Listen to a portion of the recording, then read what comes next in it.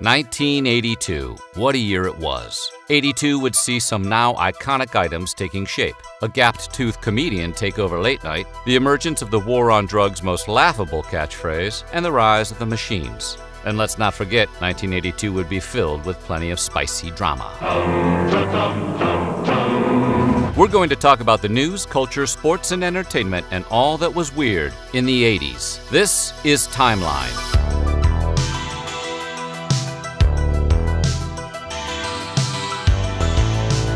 Today, we're moving on to 1982. But before we get started, be sure to subscribe to the Weird History channel and let us know in the comments below what you miss about the 80s. Okay then, are you ready to do 82? My lines, I can't remember my lines, Arthur. Don't worry, we've got you covered. This is 1982. Starting off in 82, 10-year-old Donnie Priest would be the sole survivor when his mother, Lee Vaughn, and stepfather and pilot, Ron Vaughn, flew a single-engine Grumman AA-5B plane into a snowy slope near the northeastern edge of Yosemite National Park. After spending 5 days in freezing weather, Donnie Priest was found by a search and rescue team. Priest lost both of his legs below the knee due to severe frostbite. Switching to the courts, the Honorable William Ray Overton voted in favor of Act 590 on January 5, 1982, also known as the Arkansas Balanced Treatment Act, which was a law that required the teaching of creationism in classrooms. Kids got a dose of real science with the theory of evolution, Charles Darwin, and genetics, as well as creation myths, Noah's Ark and Adam and Eve. We go to Cuba, where Ubra Blanca was a cow, but not just any cow.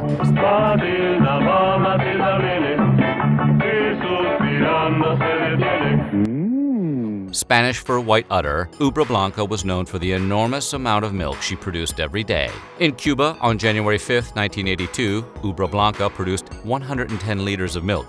That's 29 gallons to us Americans. This really impressed Fidel Castro. He often referred to Ubra Blanca's prodigious output in speeches as evidence of communism's superior breeding skills. 3rd and 3. We'll see a pick of some kind on the right side, possibly. Montana looking, throwing in the end zone. Caught it!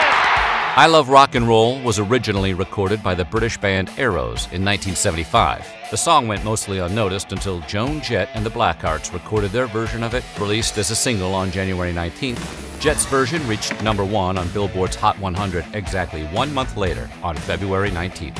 Staying with music, while performing at the Veterans Memorial Auditorium in Des Moines, Iowa on January 20th, during his Diary of a Madman tour, Ozzy Osbourne picked up a fake bat and bit its head off. Well, Ozzy at least thought it was fake. Mark Neal, a 17-year-old fan, threw a real bat on stage, as one apparently does when in Iowa. And due to fog machines, a flashing light show, and lots of drugs, Ozzy picked it up, held it above his head to the crowd, and proceeded to take a batty bite.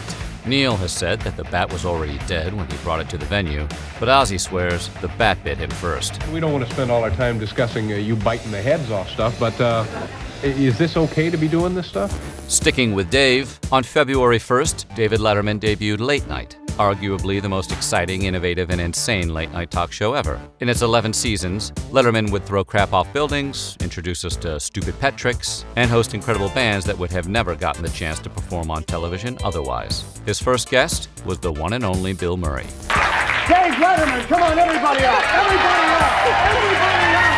Released on September 13, 1981, it took the Jay Giles Band's Centerfold over 4 months to hit #1 on the U.S. Billboard Hot 100. But when it did, it stayed there for 6 weeks. Staying on the music theme, by the mid-70s, jazz legend Thelonious Monk had disappeared from the scene he influenced so greatly with his unique improvisational style. More than a complex musician, he was a complex person. Sadly, jazz historians attribute his quirky behavior to manic depression and schizophrenia. Monk died on February 17th. Another sad passing happened in March. Philip Kindred Dick, the world-renowned science fiction writer responsible for some of the genre's most influential work, died on March 2nd. Months later, Blade Runner, which was a film based off the Philip K. Dick novel Do Androids Dream of Electric Sheep, debuted on June 25, 1982. Good evening, I'm Marty McNeely for WGN News. Comic actor John Belushi died today at a rented hotel bungalow in the Hollywood Hills. While holed up in the Chateau Marmont in Los Angeles, John Belushi would go on the last party bender of his life. Just after midnight, Belushi was visited separately by his friends Robin Williams, Robert De Niro, and Catherine Evelyn Smith, who we'd find out later was the person who injected Belushi with 11 speedballs, which led to his death. Smith eventually served 15 months in prison and was later deported to Canada. Now we go to the New Orleans Superdome, where the North Carolina Tar Heels were down by 1 with less than 20 seconds left in the game. Freshman Mike Jordan then sinks a 16-foot jumper, helping the Heels win the NCAA championship. Shot, Jordan! Michael Jordan! On this night, Mike became Michael. We may see this Michael Jordan guy a few more times this decade. Jane Fonda's first exercise video debuted on April 24th, simply titled Workout. Inspired by her best-selling book, Jane Fonda's Workout Book, Fonda brought aerobics to the masses. Next, a music and crime story. While driving his 1977 Porsche Turbo Carrera near Sunset Boulevard, Rod Stewart was approached by an armed gunman in broad daylight. The gunman demanded the keys to Stewart's $50,000 wheels. That's $133,000 converted for inflation. Hopped in the car and sped off, leaving Rod and his 3-year-old daughter, Kimberly, on the curb. It doesn't pay to not pay your taxes. Actress Sophia Loren voluntarily surrendered in Italy and went to jail on May 19th. The charges stemmed from a discrepancy on her 1974 tax return, in which she filed in a lower tax bracket. She then served 17 days of a 30-day jail term in a women's prison. The beloved Satchel Paige. But his exact date of birth was one of the mysteries that came with him into the big leagues when he pitched his first game for the Cleveland Indians after being drafted from the Negro League.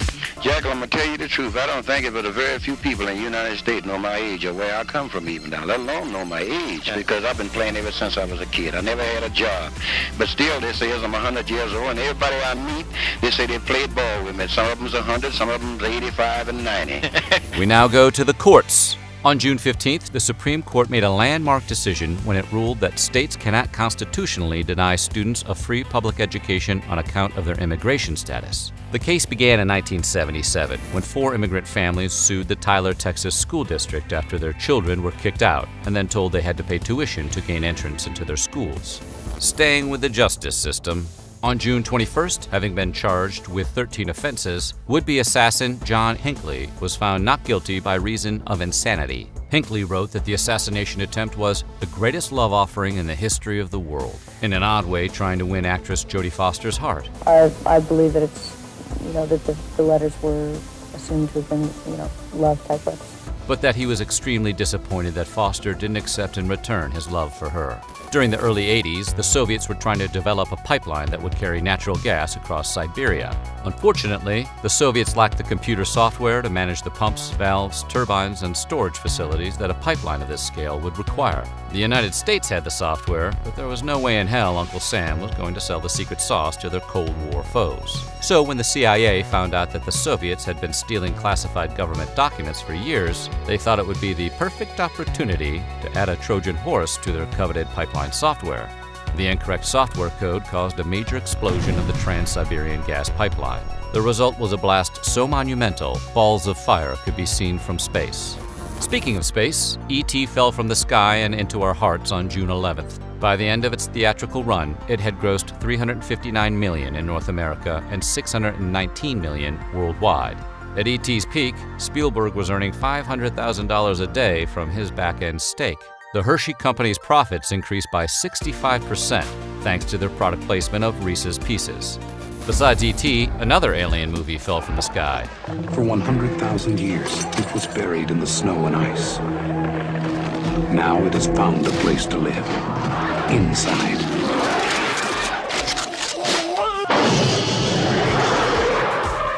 Next, some baseball news. Cal Ripken Jr. started as shortstop for the Baltimore Orioles on July 1, 1982. Cal Jr. would go on to play in 2,632 consecutive games, finally ending his streak on September 20, 1998. Incredible moment. An amazing sight, almost overwhelming. On July 2nd, Larry Walters completed a 45-minute flight with 45 helium-filled weather balloons tied to an ordinary patio chair. Lawn Chair Larry rose to a little over 15,000 feet in altitude by Long Beach, California.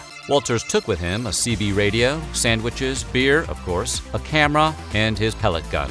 The pellet gun naturally would be used to shoot several of the balloons in order to lose altitude and land.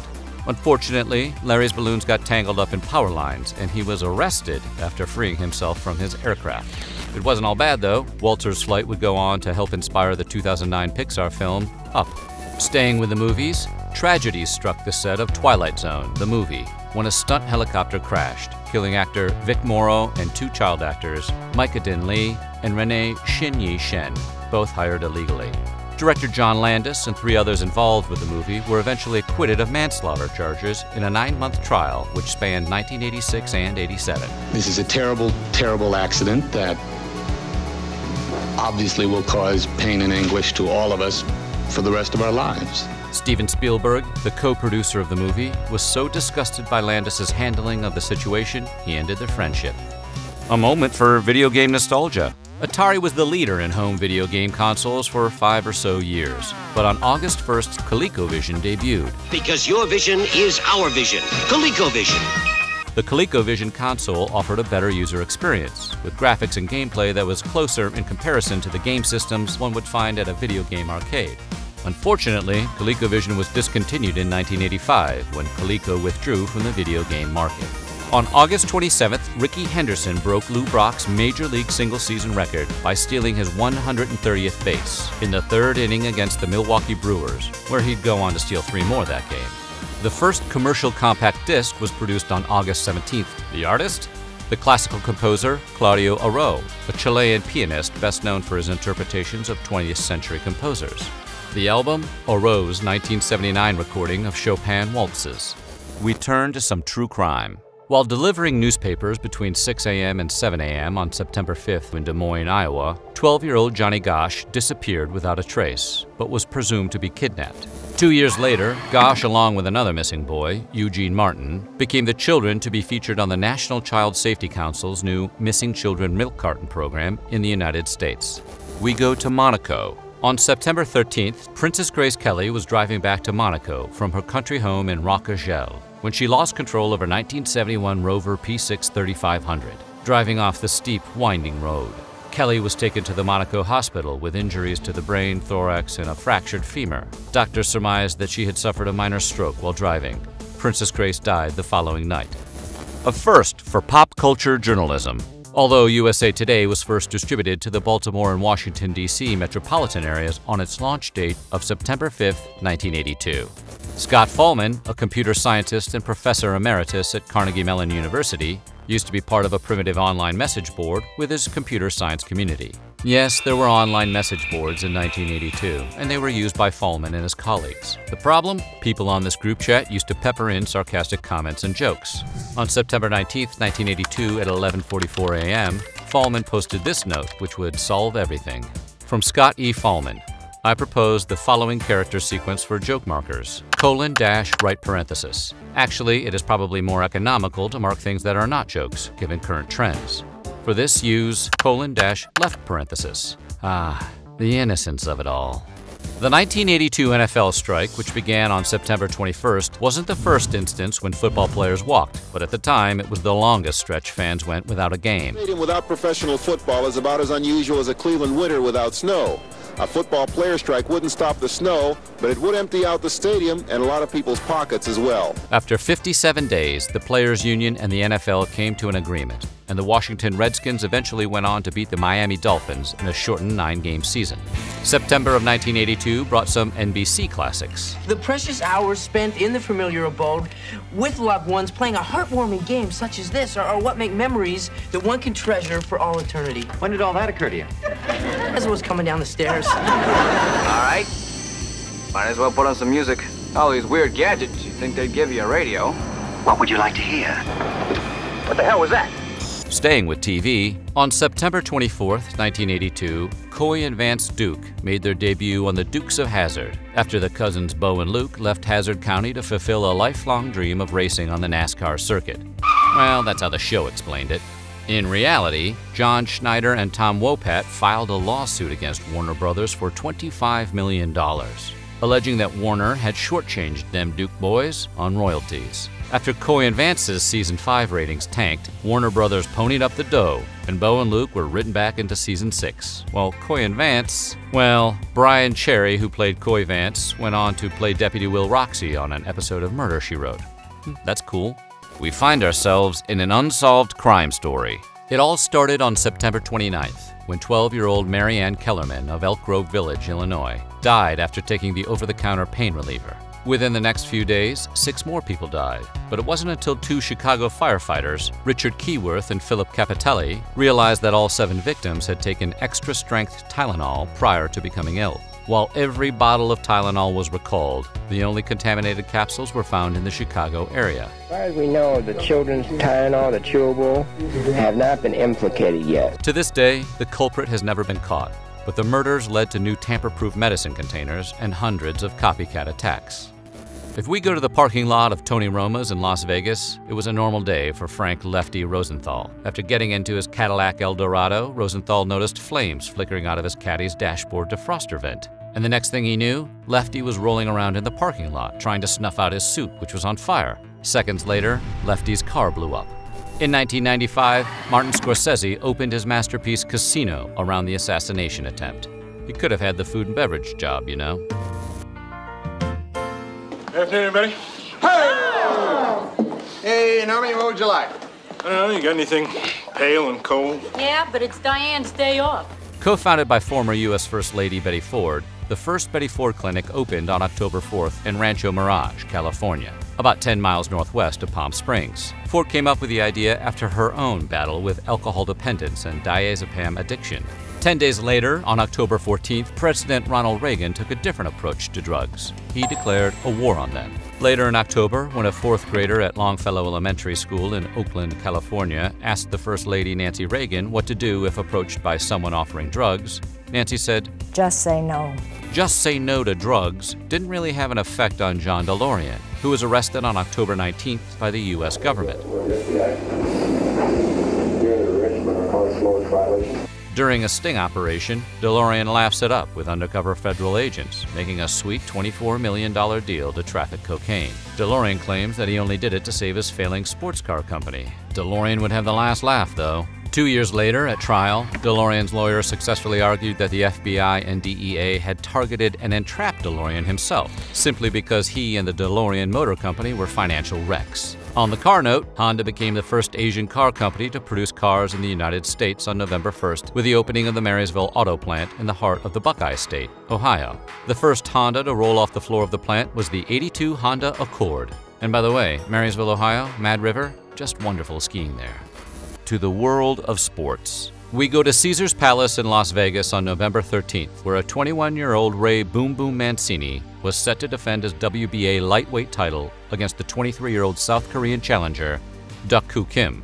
After 14 brutal rounds, the ring referee called the fight on a TKO, and the victorious Mancini kept his title. Moments later, Kim collapsed and fell into a coma, having suffered a subdural hematoma. Kim died 4 days later. The impact was great. Mancini blamed himself for Kim's death and fell into a deep depression for years. 3 months after the fight, Kim's mother committed suicide. And on July 1st, 1983, the fight's referee, Richard Green, also ended his life. Coming back to music, Michael Jackson released Thriller on November 30th. At its peak, Thriller sold 1 million copies worldwide per week. And by the end of 1983, it became the best-selling album of all time, having sold 32 million copies. I also forgot to thank Quincy's wife, Peggy Jones. She was a great help on the E.T. album. You hate to see this happen. On December 6th, Maureen Martyr signed an agreement with Paramount Studios which stated they had the rights to her life story for a cool $2,300. That's a little over $6,100 now. The thing is, Martyr was a construction worker by day and a stripper at night with the dream of one day becoming a professional dancer. When Flashdance debuted and earned a cool $201 million, with none of that cash going into Martyr's pocket.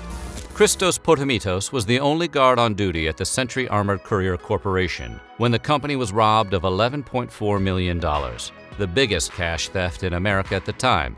It didn't take long for the prosecutors to figure out that Potamitos was the inside man, allowing Eddie Argatakos, his partner in crime, to tie him up to make it look like he was overpowered. Podomitis and Argatakos got 15 years, but the thing is, only $1 million was ever recovered. Prosecutors insisted that Podomitis and Argatakos hid the money before they were convicted, so they could retrieve it if they got caught. Liam Hemsworth, Emma Roberts, and Dwayne Johnson co-starred in Empire State, which was based on the heist. Did anyone actually see that movie? Here's an odd accolade. On December 26, Time magazine named the personal computer its Man of the Year, or in this case, Machine of the Year. Finally, one last sports story. After a 6th-place SEC finish in the '82 season, Paul William Bryant coached his final game at the Liberty Bowl on December 29, 1982, in a 21-15 victory over the University of Illinois. After the game, Bryant was asked what he planned to do now that he was retired. He replied, "Probably croak it a week." He wasn't far off. The beloved coach lived for one more month, dying on January 26, 1983. 1983 was just a few days off. It would be a year where we would see a ride in space, moonwalks, and lucky stars. But that is for next year. You're just going to have to wait a minute or two. So what do you think? What is your highlight of 1982? Let us know in the comments below, and while you're at it, check out some of these other Only About the 1980s videos.